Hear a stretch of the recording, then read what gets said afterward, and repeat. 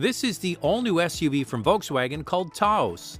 This is a 2022 model and will arrive late next spring or summer and will be manufactured at the Puebla Mexico assembly plant where the current Jetta is produced. Volkswagen has done a good job of coming to market with unique sizes of SUVs over the last few years. The Atlas is on the large side of the mid-size class. The Tiguan is one of the largest in the compact utility market, and this all-new VW Taos will also be larger than the competition, slotting between the largest batch of small SUVs like the Seltos from Kia and compact utilities. As a reference point, it's slightly larger than the first-generation Tiguan, but has more interior space thanks to the MQB platform, a longer wheelbase, and better packaging. The design isn't earth-shattering, it's what we've come to expect from Volkswagen, but they have a lot of fans by producing understated vehicles that age well. This certainly has design elements from other Volkswagen utilities, plus the Golf and Golf Sportwagon. Power comes from a new 1.5-liter version of the turbocharged 4-cylinder engine currently used in the Jetta sedan. This new engine makes 158 horsepower, that's up 11 horsepower, and 184 pound-feet of torque. The engine is mated to either an 8-speed automatic for front-wheel drive models, but most models to be sold in Canada will feature 4Motion all-wheel drive, and that will get a 7-speed dual-clutch transmission.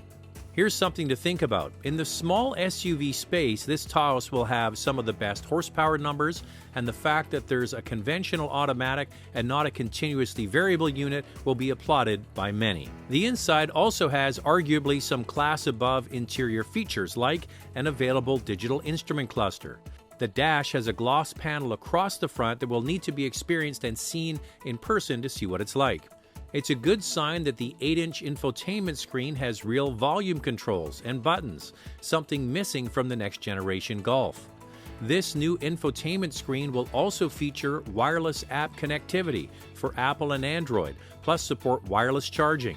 The materials do look like what we have come to expect from Volkswagen, with a simple and clean design like the outside that should age well.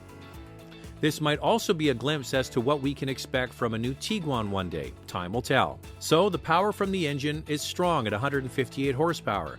The interior looks good, but it's the space that really sets the Taos apart from the competition. Compared to the already large Tiguan, this new Taos has only 45 liters or just 1.6 cubic feet less cargo space than the two-row version of Tiguan. Now that's impressive.